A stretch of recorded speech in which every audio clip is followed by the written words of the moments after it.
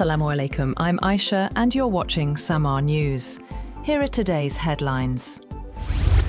Chief of Army Staff Field Marshal Syed Asim Munir has warned that any future military adventurism by India against Pakistan would face extremely dangerous, far-reaching and painful consequences. The remarks were made during a ceremony at GHQ Rawalpindi, marking 1 year since the Marka-e-Haq and Operation Bunyan Mahsus, attended by senior military leadership. Munir described the event as a clash of ideologies, saying Pakistan had emerged successful and crediting national unity and military preparedness. He also said future wars would be multi-domain, involving cyber, drones, AI, and long-range precision systems. He stressed that Pakistan's armed forces would not be intimidated.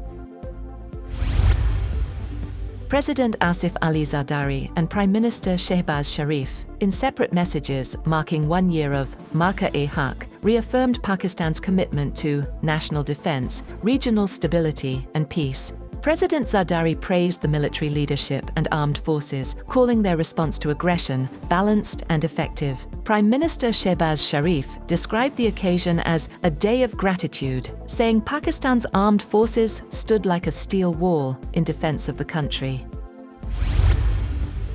Russian President Vladimir Putin says he believes the war in Ukraine is coming to an end, speaking to reporters in Moscow after scaled-back Victory Day celebrations. He said he would only meet Ukrainian President Volodymyr Zelenskyy once a final peace agreement is reached, adding that any signing could take place in a third country as a final step. Putin also accused Western countries of fueling the conflict and reiterated that Russia considers its military campaign a just response to NATO expansion and security threats.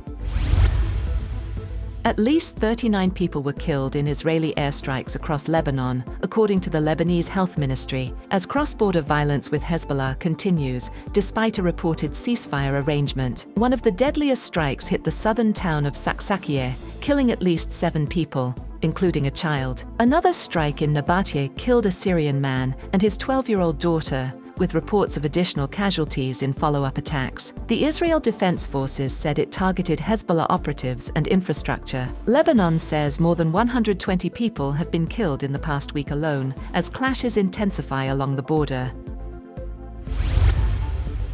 Spain has begun evacuating passengers from a hantavirus-hit cruise ship anchored near Tenerife, with health officials boarding the vessel to conduct final checks and start disembarkation, the health ministry says. Spanish nationals are being evacuated first in small groups before being transferred to the airport for a military flight to Madrid. Other nationalities, including passengers from the Netherlands, Germany, the UK and the US, will follow in phases. Authorities said the MV Hondius cleared health inspections before anchoring, with no rodents detected and a low risk of transmission to the general public. All passengers are being treated as precautionary, high-risk contacts. International evacuation flights are being coordinated, while 30 crew members will remain on board to sail the ship to the Netherlands for full disinfection.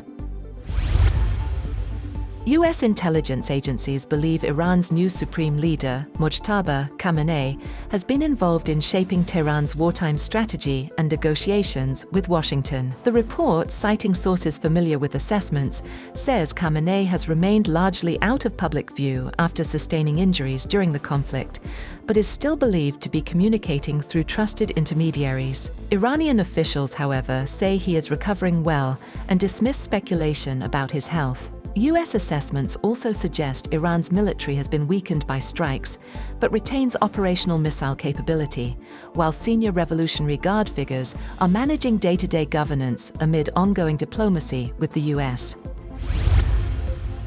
Britain has announced the deployment of warship HMS Dragon to the Middle East amid ongoing tensions in the region. The air defence destroyer is expected to support a potential multinational mission aimed at protecting shipping routes in the Strait of Hormuz. Officials say the move is part of wider preparations as concerns over maritime security continue to grow.